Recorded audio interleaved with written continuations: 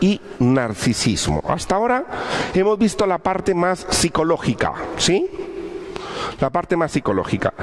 Y vamos a ver ahora un poquito la parte espiritual, aunque la hemos ido metiendo poco a poco, pero vamos a meter la parte más espiritual. ¿Qué tiene que ver esto con la espiritualidad? Hablar de narcisismo como cristianos, pues tiene que ver bastante.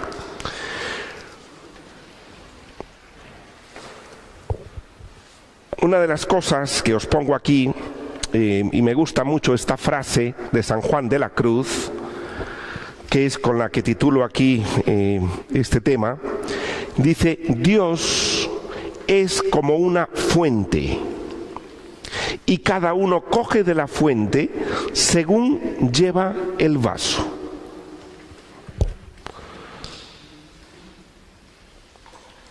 Esta es una frase muy profunda. Dios es como una fuente, pero cada uno que se acerca a Él coge de esa fuente a según lleva el vaso. Es decir, ¿qué es el vaso? El vaso soy yo. El vaso es mi biografía, el vaso es mi historia, el vaso es mi vida, soy yo mismo. ¿Y ese vaso cómo puede estar? Vamos a ver, ¿qué maneras hay de que esté un vaso? ¿Lleno? Imaginaros que uno se acerca a la espiritualidad con el vaso lleno. ¿Qué puede recoger? Muy poco. O llega con el vaso muy vacío. Llega con un hambre y a lo mejor lo mete de un solo y no se entera. También puede estar roto o resquebrajado o tener un huequito imperceptible, pero uno dice: qué curioso, que cuando uno lo llena, a la media hora está como vaciándose. Y uno comienza a ver el vaso por donde es que se le sale aquello. O puede ser una grieta muy visible, o que el vaso esté tapado, o que no tenga tapa. ¿Me explico? Hay mil modalidades que podemos imaginarnos de un vaso. Así es nuestra vida. Así es nuestra vida.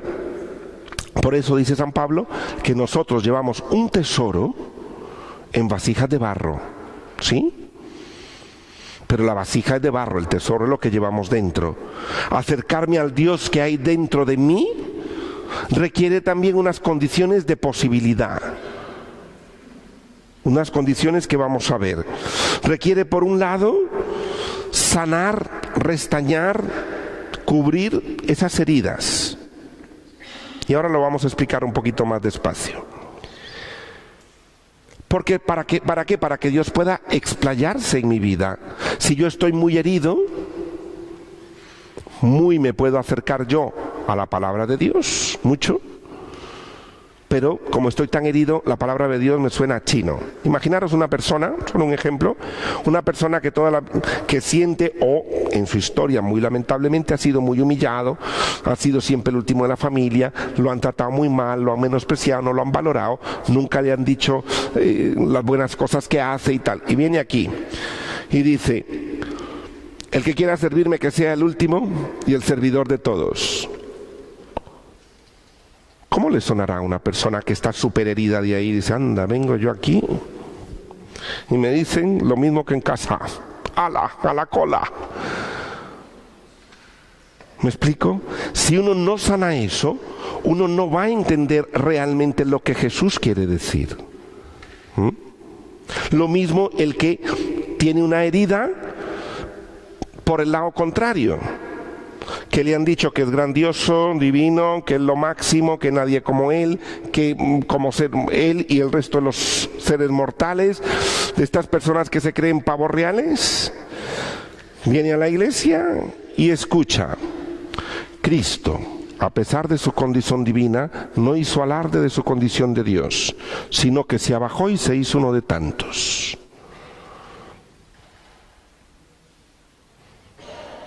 ¿Cómo le sonará a esa persona eso? Dice: bueno, eso fue Jesús. A mí, que no me pidan eso, vamos, que yo renunciara a mi condición divina, precisamente, que es lo que me caracteriza, ya, porque soy la madre del Cordero. No sé si me explico. Entonces, cuando uno está herido por un lado o por otro, en esto del narcisismo, a veces la palabra del Señor cuesta también que llegue dentro. Que llegue dentro. Como os pongo ahí, ¿por qué a veces nos cuesta tanto lo que llamamos la conversión, la manera de pensar distinta? ¿Qué hay en mí que, habiendo escuchado cientos de veces tal o cual texto que me invita a la humildad o a la autoestima, siga yo por los caminos del ego? Ha de haber algo en mí que cuando yo escucho estos textos no concuerda. Por tanto, hay que aprender a sanar, arreglar, restañar,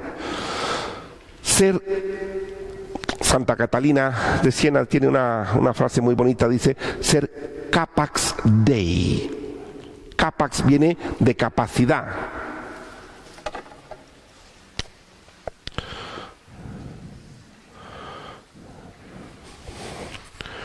Un cuenco, es decir, que yo pueda contener el espíritu. Y para ser capax Dei, para ser alguien que contiene ese espíritu, pues que esta vasija o este vaso, como dice San Juan, no esté resquebrajado, y si lo está, hay que ayudar a sanarlo, porque el contenido es maravilloso, pero en mi historia han pasado muchas cosas, ¿sí? También lo decía esto San Agustín. Para que yo cuando me acerco a Dios, con lo que yo voy experimentando, percibiendo, advirtiendo, apreciando, tanto en la oración, por ejemplo, o en la relación con los demás, o con los pobres, en el servicio, en la palabra, voy a retiros, vengo a Eucaristías, predicaciones, lecturas espirituales, trabajos pastoral, todas estas cosas que hacemos, y uno dice, ¿y por qué a mí no? Una persona que a lo mejor siente que es la octava maravilla del mundo, de estos que le han hecho creer que es grandioso, que tiene una herida en autoestima por exceso, puede estar sirviendo en una ONG a mucho pobre y sentir por dentro, seguir sintiendo es más, se hace más grandioso, porque no solo es divino, grandioso, sino buenísimo. ¿Me explico? Entonces se le engancha más el ego. Entonces uno dice, sí, presta mucho servicio, pero se siente que por eso, ¿me explico? Entonces a veces estas cosas... Ahora, ciertamente en la vida, en algunos casos, el vaso está como está. Hay roturas gordas, no se le puede pedir peras al olmo.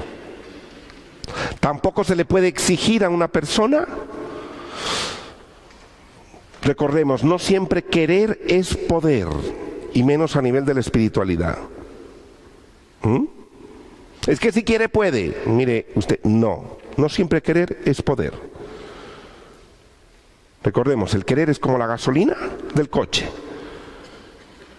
Sí, es que está lleno de gasolina, sí, pero es que mire, le falta una rueda. Aunque quiera, no puede, al menos por ahora, hasta que no se cambie la rueda, no puede. Y a veces le exigimos a los demás, si usted quiere, puede, si usted quiere convertirse, puede, si usted quiere, puede. Y dice, mira, hay situaciones que la persona necesita un proceso de camino, de cambio. No le exijas. Las parábolas que pone Jesús del crecimiento, ¿cuáles son? Se siembra, dice, la semilla. Primero sale el tallo, después las hojas y después el fruto. Yo nunca he visto a nadie que siembre un mango y lo primero que salga es otro mango. Pero a veces con los hijos, con el marido, con la esposa, con los nietos, con la suegra, mucho más, uno quiere que uno pone el mango y sale un mango. Y no se puede. Todo es un proceso. Y Dios tiene esa paciencia con nosotros. Por tanto, aquí no, porque a veces utilizamos esta frase de Jesús que dice, al que mucho se le dio, mucho se le pedirá. Y parece que a todos nos dio mucho. Y no es que nos haya dado o no nos haya dado, a todos nos dio por igual. Que la vida ha mermado la eficacia de eso, esto es otra cosa. Y por tanto, al que poco pudo o poco supo contener, Dios lo comprende. Esto es distinto. Y mirar, eso es una mirada de misericordia, una mirada de compasión sin juicio. Porque si no, es que no quiere, no le da la gana.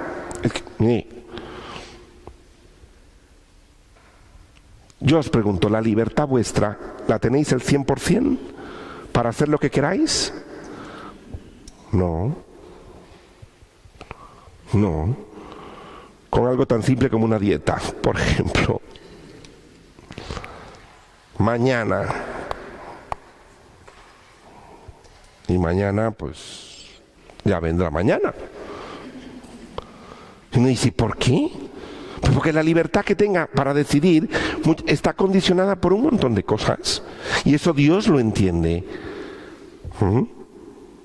Y esto, desde ahí brota la compasión de Dios, que nos entiende. Padre, perdónalos porque no saben lo que hacen. Yo siempre os recuerdo que siempre la oración no es, esa es una oración de Jesús. Padre, perdónalos porque no saben lo que hacen. ¿Y nosotros cómo hacemos esa oración?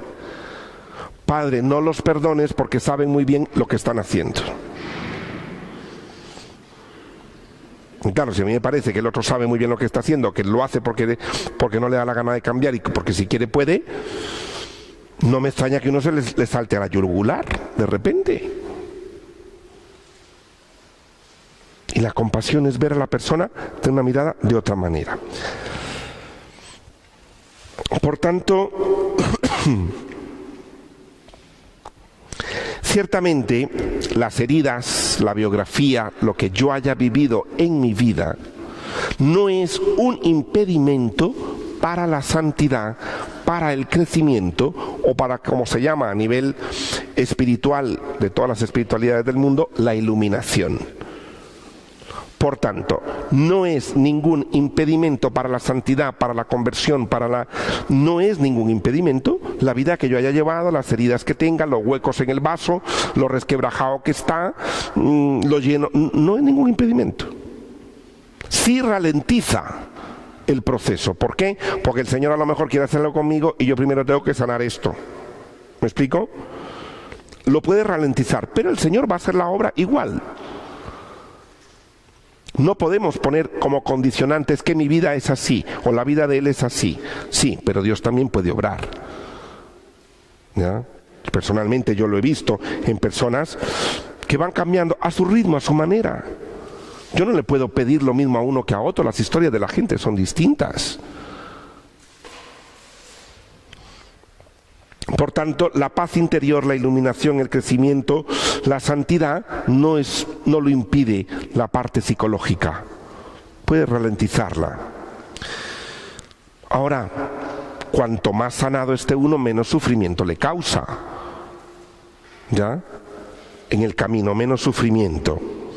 ¿Qué es lo que hago yo con Dios? Disponerme. Yo me dispongo, me pongo a tiro de piedra y le digo, actúa. No puedo hacer más. Ahora Él actúa si yo me abro. Le digo, mira Señor, así estoy, así está mi historia, así está mi vida. Llevo estas heridas, llevo estas cosas, como San Pablo te pido que me quites este aguijón. ¿Y qué me va a decir el Señor? ¿Os recordáis que le dijo el Señor a San Pablo? Te basta mi gracia. Esto te va a hacer más humilde. A veces uno, curiosamente, el narcisismo tiene mucho que ver a veces con la perfección, y a veces uno dice, si no fuera por este defecto, fuera casi perfecto. ¿No se os ha ocurrido alguna vez esto? Diciendo, si no fuera por esto. Y a mí cuando me dicen eso, le digo, qué bueno que tienes eso. Que te hace más humano. Imaginaros que eso desaparezca. Comienza uno a ver a los demás. No. Ese barro que tengo yo me hace entender el barro del otro, y el barro del otro, y el barro del otro. Me hace humilde, me hace más sencillo. Y qué bueno que vamos en proceso, qué bueno que vamos en camino. San Ignacio de Loyola, en estos casos, habla de una palabra que quizá os suena nueva, o para los que habéis estado más en contacto con la parte ignaciana, pues os sonará, de que es necesario tener subyecto. Es decir, que la persona esté lo más cuidada interiormente posible para que el acercamiento a Dios fluya mejor. No es que sea imposible acercarse a Dios de otra manera, pero que cuanto mejor esté hecho esto, y dice García Monge, un jesuita que ya murió, psicólogo, la experiencia de Dios requiere unas estructuras de posibilidad, una estructura antropológica. Una persona que tiene, puesto ya en casos graves, episodios psicóticos, va a entender a Dios parecido a una nave espacial. ¿Me explico? Y lo va a entender con mucho dolor, porque va a decir que Dios le manda mensajes a su cabeza y le habla todos los días y que le pide que vaya descalzo hasta Madrid y que vuelva. Son estas personas que tienen un trastorno de personalidad, que viven la vivencia espiritual, la viven desde su trastorno con mucho dolor. Me explico, con este ejemplo tan grave podemos entender que incluso en menos gravedad uno puede vivir la espiritualidad más o menos con paz. Porque a veces hacemos decir a Dios cosas que no dice. Y en la cuestión del narcisismo pues es igual. Hay condicionamientos vitales. Y esto pues hay que irlo sanando. Yo aquí os pongo en la página número 2. Y ahora a partir de aquí aparecen una serie de textos. Yo voy a explicar o voy a hablar de dos textos o 3. Y el resto vamos a hacer un poquito de meditación después y cada quien lo lee personalmente. Estamos hablando del narcisismo y la espiritualidad, y dice Isaías 43:4. Tú ya eres precioso a mis ojos, digno de honra, yo te amo. ¿Cómo os suena esta frase?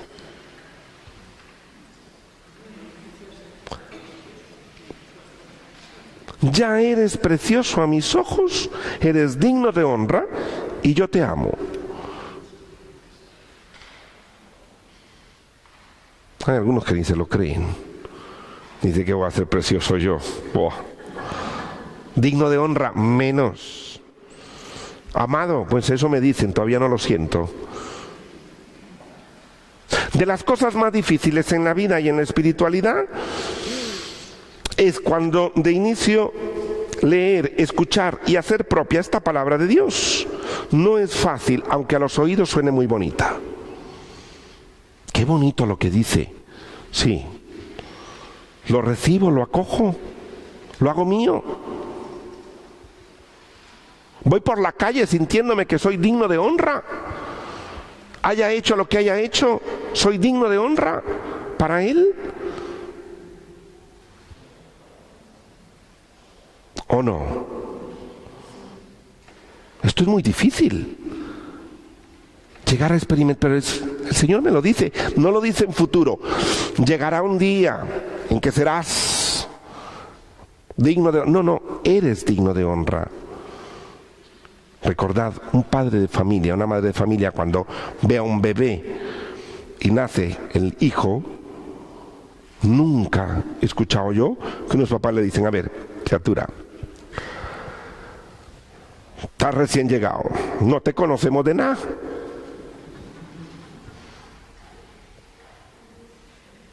Depende de aquí en adelante cómo te comportes, lo que digas, lo que hables, lo que hagas y todo, te llegaremos a querer, ¿eh? Si no, tú mismo. Qué horror sería eso en la vida, imaginaros. Pues si eso pensamos que es un horror y gracias a Dios no sucede, lamentablemente sí se lo achacamos a Dios, como que uno tiene que ganarse durante la vida el amor de Dios. Depende de lo que usted haga, diga, piense o sienta, así Dios lo va a querer. Mire, si una madre no hace eso, Dios mucho menos. Eres amado desde el inicio. Y en la trayectoria de la vida también puede doler cosas. A un padre de familia dice: bueno, yo este niño ahora me duelen cosas que hace o dice, o ya está adulto, o lo que le ha pasado, o lo que decide, pero le sigo amando. El mismo amor del principio lo sostiene una madre hasta el final. Eso es el amor de Dios. Es igual, yo no tengo que ganarme el amor de Dios para nada. Ya soy amado. Y eso es de las cosas más bellas. Considerarse precioso, digno de honra y de amor, es de las cosas más difíciles. Para el que ha sido muy herido en la autoestima y cree que nadie da un duro por él. El que tiene un narcisismo, en la parte narcisista positiva de la cual hemos hablado, la tiene muy baja o muy resquebrajada, escuchar esto como que va a ser que no. Y sin embargo, por eso es necesario. También la palabra del Señor nos dice que a sus ojos, dice la palabra, dice, ya eres precioso a mis ojos.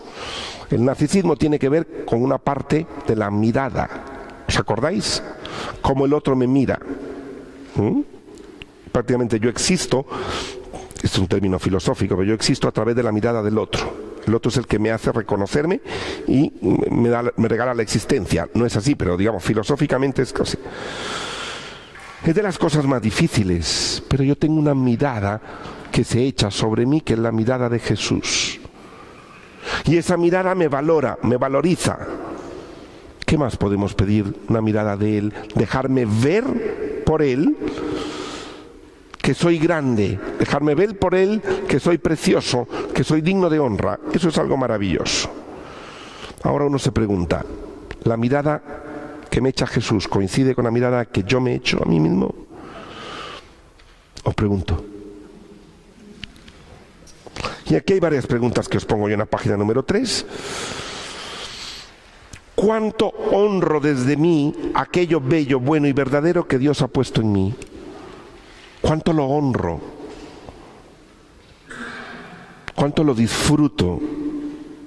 ¿Cuánto me lo creo? ¿Cuánto soy consciente de ello? ¿O soy de los que me veo inferior, poca cosa?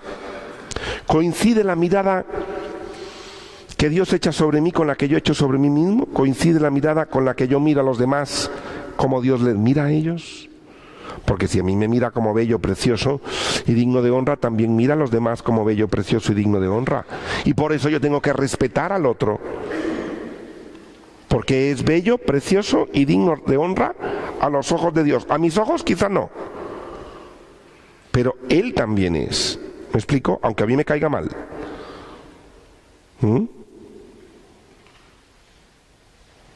Y aquí ya entramos en conflicto. Pues ya... Claro, porque uno quiere ser como el único. O que los amiguitos de la foto seamos los dignos de honra, los preciosos y los que nos regalen su amor. Al resto, si yo veo ya que le echo una mirada buena a aquel que yo le echo una mirada mala, pues ya vamos mal. El Señor tiene amor para todos. Y esa es la mayor bendición que tenemos.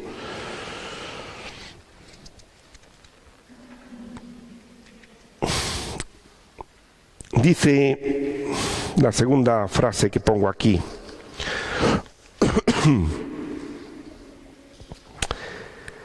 Doy gracias sin cesar a mi Dios por la gracia que Dios os ha dado por medio de Jesús, pues por Él os habéis enriquecido en todo.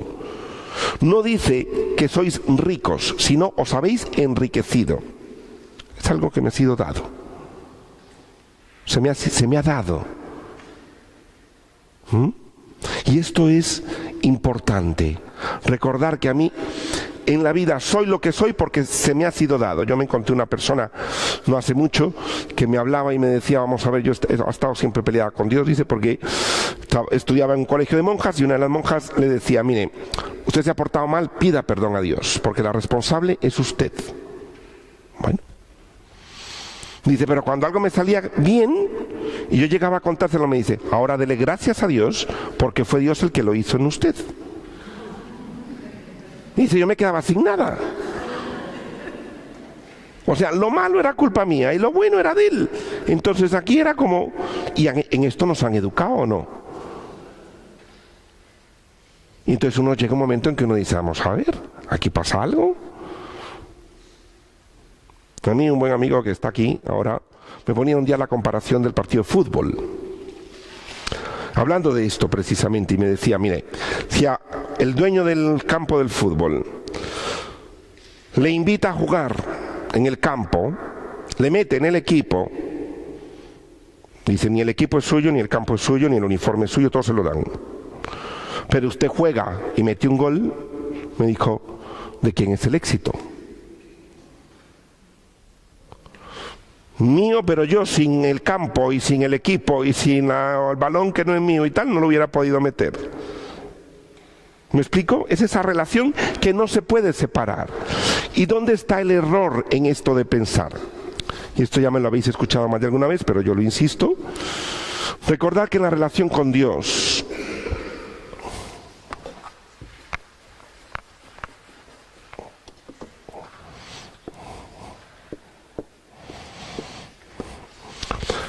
no es un uno igual a uno.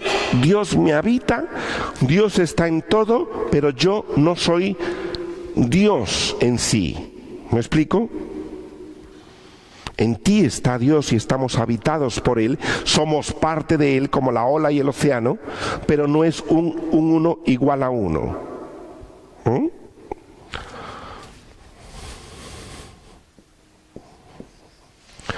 Nos han acostumbrado a que es 1 más 1. Él y yo. Él fuera de mí y yo aquí. Entonces, 1 más 1 somos 2. Dios y yo. Pero lo ponemos fuera de mí.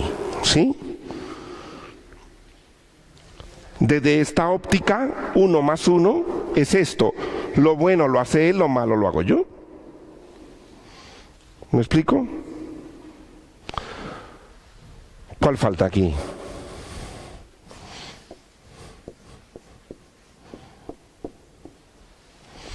Uno por uno igual a 1. Es decir, en una multiplicación nadie pierde la identidad. Es 1 por 1. Yo y él. 1 por 1 es igual a una unidad. Pero no perdemos la identidad. ¿Me explico? Pero estamos fusionados. Y en este uno no puede separarlo, el resultado. ¿Me explico? Visto así de una forma matemática creo que queda más explicado. Es decir, la relación con Dios. Tú cuando vayas a hacer oración recuerda que es un 1 por 1. No es un 1 y un 1 que está allá afuera, yo le vengo a rezar a Él, le cuento cosas a Él porque está fuera de mí. Cuando uno ora, se abre al Dios que está dentro de mí. Me explico, esa apertura de corazón. Apertura de presencia. Y dice, me voy a poner en presencia. Entonces, en presencia no es que venga de algún sitio. Me habéis escuchado esto muchas veces. No es invocar al Espíritu Santo para que venga. Porque eso es 1 más 1. Sino yo me abro. ¿Cómo? En silencio, me ubico, hago una lectura, estoy en un retiro. Me dispongo para abrirme a eso que ya está dentro de mí. ¿Sí? ¿Captáis más o menos esta idea? Bien. Por tanto, el haberse enriquecido en todo, y esto es de las cosas más bellas para nosotros. Nosotros hemos hablado aquí, que esto...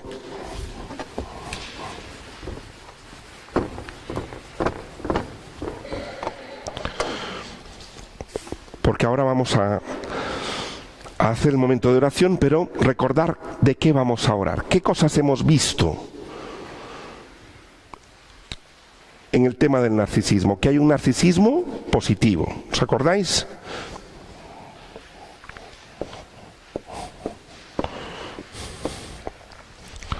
Que hay una parte positiva del narcisismo, una parte positiva de valorizarse a sí mismo, una parte de reconocerme todo lo bueno y lo bello que yo he hecho. Y aquí hablamos de varias cosas.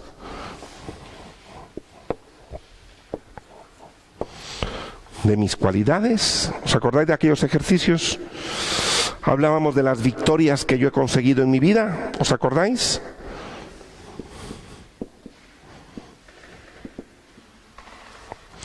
De las cualidades, hablamos de las victorias, hablamos de las posesiones, de aquello que poseemos, cosas, objetos, personas, todo lo que pertenece a mí, y que yo tengo que agradecer y que estoy orgulloso de ello, ¿sí?